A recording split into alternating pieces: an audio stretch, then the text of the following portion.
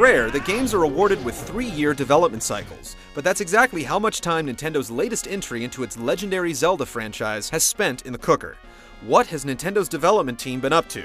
Based on the fact that we're 20 hours into the game and only through the first handful of dungeons, we'd guess they were pretty busy. Considering the game was all but completed for the GameCube before it was moved over to the Wii, making the launch of its new system is no small project. Speaking of which, while we polish off the game in time for our review, we figured we'd give you a glimpse into what to expect from one of the most anticipated games this year. Twilight Princess begins much like any other Zelda game. Link is a young boy in a seemingly innocuous village where he passes the days as a herder. When dark creatures begin making an appearance, he's sent to Hyrule to get to the bottom of the mystery. It seems that particular parts of the region have been surrounded in twilight, an oppressive darkness that turns humans into unknowing ghosts. Link is eventually befriended by a small black creature named Midna, who unlocks his potential to turn into a wolf, and to ultimately save humankind from the twilight. What happens in between is anything but typical. Twilight Princess is a decidedly more adult game with darker themes. Some of the cinemas had us gawking at the TV in complete disbelief that we were playing one of Nintendo's games. Twilight Princess is basically divided into 2 parts due to Link's human and wolf forms. You'll end up traversing the same areas as the 2 different forms, with each having abilities that the other doesn't, making them able to access exclusive areas. As a human, Link can perform all the typical Zelda fare. In addition to swordplay, he gets all his expected armaments like the boomerang, iron boots, bow, slingshot, and so forth.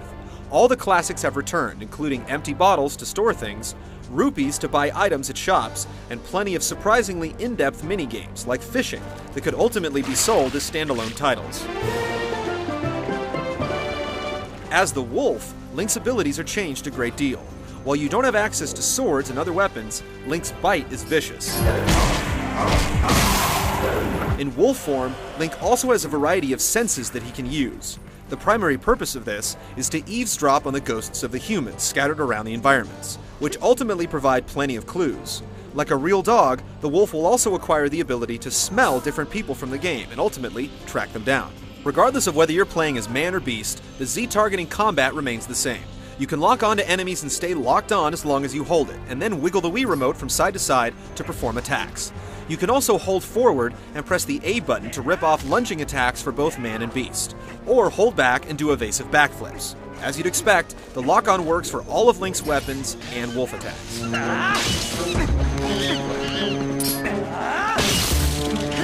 There's been a lot of conversation on whether the Wii controls were tacked on to Zelda at the last minute, in hopes of moving a lot of systems at launch.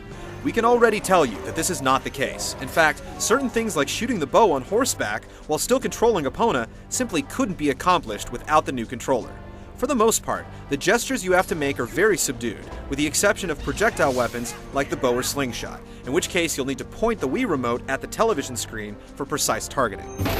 Just like prior games in the series, you can map up to 4 items for immediate use at any time to the D-pad and B trigger on the Wii remote, with up on the D-pad always allocated to contacting your travel partner, Midna.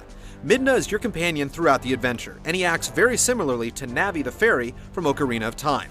You can call on the creature at any time for advice on your current situation, and it will also help you reach areas that are inaccessible through conventional means. Probably the biggest help Midna provides is giving Link the ability to warp from one area to another. The world in Twilight Princess is absolutely massive, and without a proficient means of travel, the game just wouldn't be much fun. Midna can send you to a few different points in each area in the blink of an eye. Of course, there's always Link's trusty steed Epona, who can be called at any time by blowing into a blade of grass. Wind Waker had the wand, Ocarina of Time had, well, the ocarina, and Twilight Princess has the howl.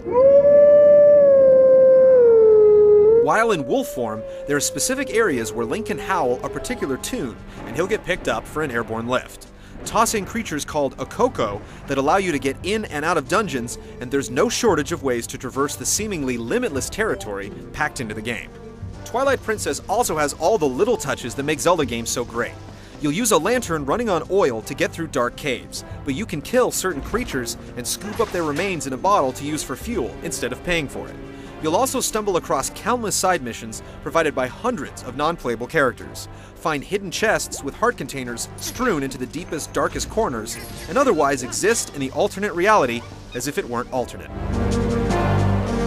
There's so much to see and do in Twilight Princess that we've been completely overwhelmed at times, but it's ultimately always left us with a smile on our face. We're powering through the game to give you our review on its release date, so stay tuned to find out if this dog's got a bite.